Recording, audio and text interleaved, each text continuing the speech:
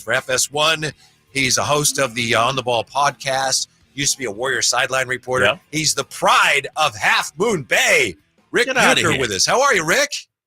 I'm good, Whitey. Kyle, good to be with you guys. What's up? Yeah, well, you tell us what's up. First of all, the DeMar DeRozan deal, in your professional estimation, how significant is it, Rick? Well, obviously, it's a great addition to the Kings. I'm interested to see how the pieces all fit. If you asked me what their number one need for, I would have said is a rim runner and rim protector, somebody to put alongside Demonis. But and it raises a question for me in terms of, okay, so you have all this talent, Malik Monk and De'Aaron Fox, and DeMar kind of slides to the 3, the 2-3. You drafted Devin Carter, who I believe is going to be out for some time.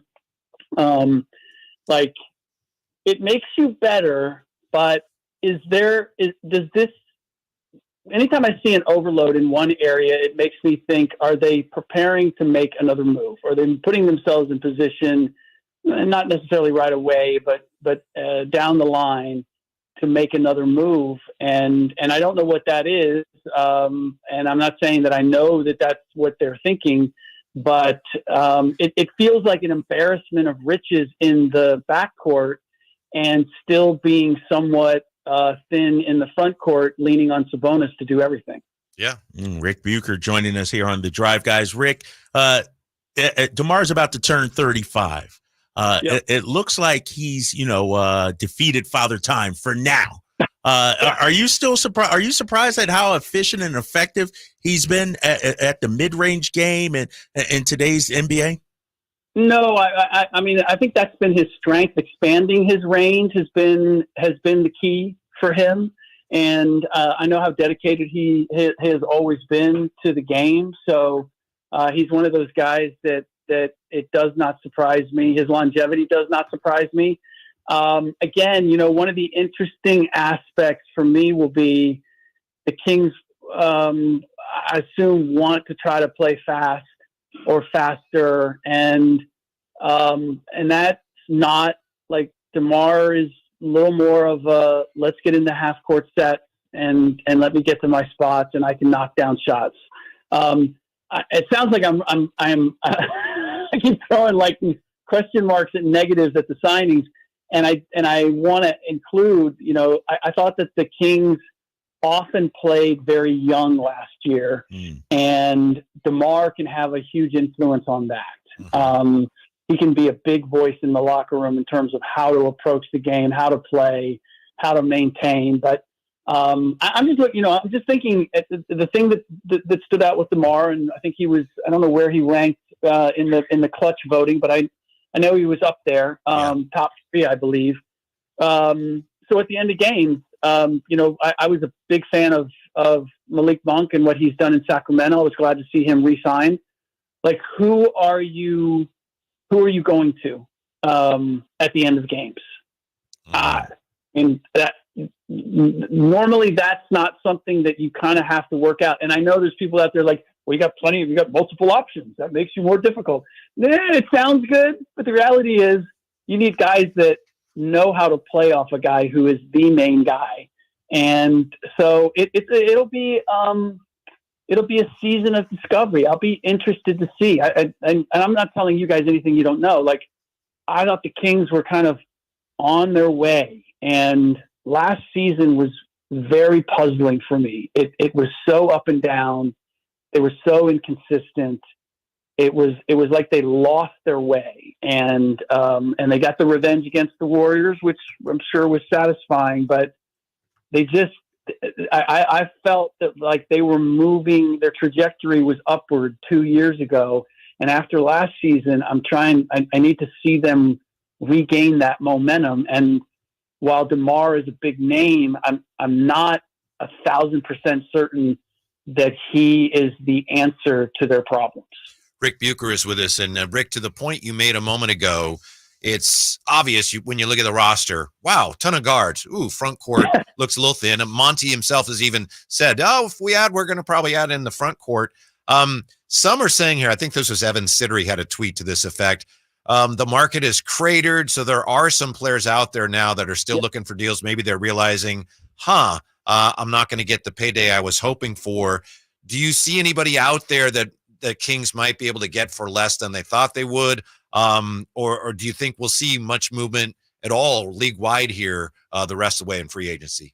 Well, there are a couple of guys out there that I think that that are surprised by the fact that they are, on the outside looking in when it comes to getting a contract, anything above the minimum.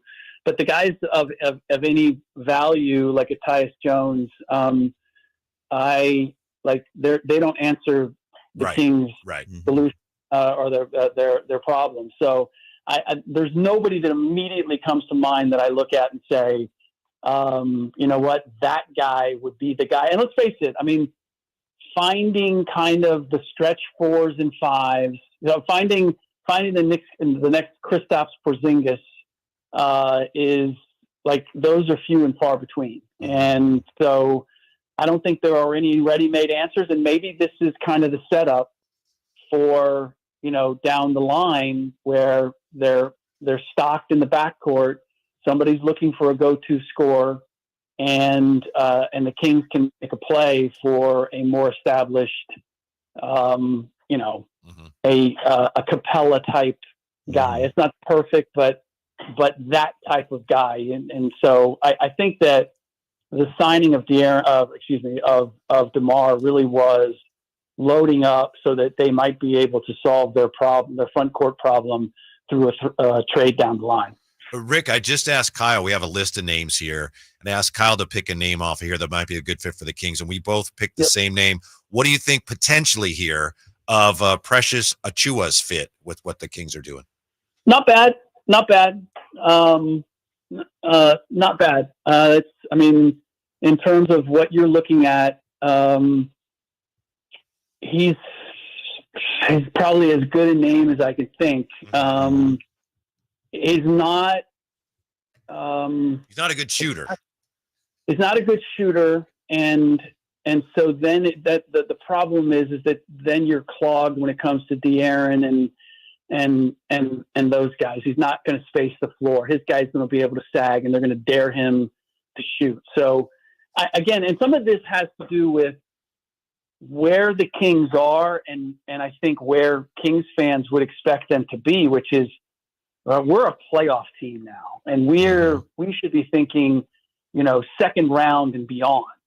And Precious fell out of the rotation in New York. He got back in because of injury, but I don't know that he's a playoff performer. He might be a regular season Band-Aid, but in terms of a guy that's going to be a main asset in the postseason, I think that's a little above his pay grade. What about John Collins? It seems like, whether it's Atlanta or the Jazz, the fit just isn't there. I'm high. I think John Collins in Sacramento might work. Rick, what do you think? From a talent standpoint, I would be 1,000% with you, but I get a little nervous when a guy seems to wear out his welcome in multiple places. And it's always somebody else's, like pointing the finger at somebody else. Talent wise, he would be great. If he was willing just to be, if he had the Larry Nance Jr. attitude of, I'm just going to rebound, I'm going to defend, I'm going to try to protect the rim. I think he could be the answer. I've always gotten the sense that John Collins wants to be a star, and I just don't know that he has the talent. And certainly the way the Kings are constructed, he wouldn't be coming in with that kind of role. So this is the other part for where the Kings are. Like, and Kings fans are going to hate me referencing this, but when you have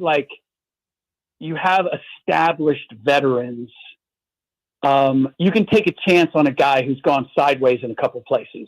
and say, you know what, we can bring him into our culture, and he can become Andrew Wiggins coming into the Warriors culture. Andrew Wiggins was a losing player before he got there, and was really transformed by their culture. I would have said a year ago, you know what, Kings are developing that. Like that, I could see that. You take a chance on a guy and you bring him in, and you could transform him. You could find a diamond in the rough. But after last season, I don't know where that culture is. The culture, I'll just be honest. Like, I thought the Kings were ascending, and I'm still trying to wrap my head around last season, which was just so befuddling to me. And now I'm hesitant. I don't know what to think about where the Kings are in their trajectory. And that's what makes me hesitant to say that you could go get a John Collins, and in spite of everything that's gone on with him, the innuendo other places, like this, he might see this as the opportunity, and the Kings have the culture to bring him along. I'm not certain that is the circumstance at this point. Gotcha, Rick. I think there's a lot of Kings fans who felt the same way about last year, underscoring how, crucially important this offseason is for Monty and the organization. Yeah. It's great to catch up with you. Appreciate it. Hope all is well. Thanks for making time for us on a Friday. We hope to talk to you again soon. Whitey, Kyle, appreciate it. All right, Take care. Rick. Take care, man. Ric Bucher on Sactown Sports. I've known Rick a while, used to work with him, and that whole time what he was saying was, I don't want to say it, but I don't think they're very good, right? Wasn't that kind of the tone? Yeah. So he's not a big believer in the moves we made,